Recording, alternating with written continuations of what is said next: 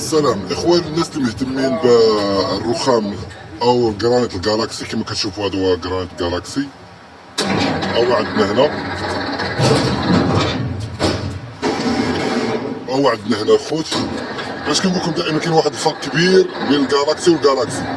الجالاكسي اللي كيكون طرونج ديالو عالي خوت، الثمن ديالو زايد على الجالاكسي اللي كيكون طرونج ديالو قصيره. باش دابا هذا راه هو البروميير ديال الجالاكسي والثمن ديالو زايد على الطرونج داك القصير.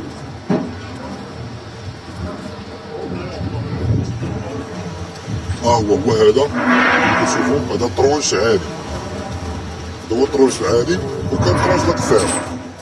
وانا غادي نشرح لكم كيفاش مزيان.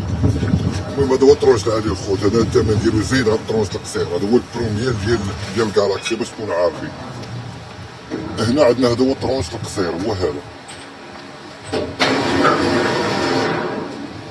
الطرونج القصير ديال الجالاكسي، ولكن الثمن مختلفين. هذا الثمن ديالو شويه ناقص على الطرونج العالي. هذا كيبقى 950 درهم للمتر كاري، 1000 درهم. المهم الاخوان كما قلت لكم الثمن كيبقى هو 950 درهم للمتر كاري بالنسبه للطرونج القصير. اما العالي الثمن ديالو خوت راه زايد. واللي بغى شي حاجه مرحبا والف مرحبا. حنا كنديروا جميع تركيب انواع الرخام في جميع المدن، سلا، رباط، رات، تماره.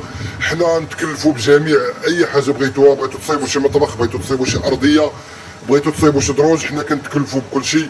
مرحبا والف مرحبا. وغنخلي لكم الرقم ديالي للتواصل اللي بغى يتواصل معايا. مرحبا والف مرحبا.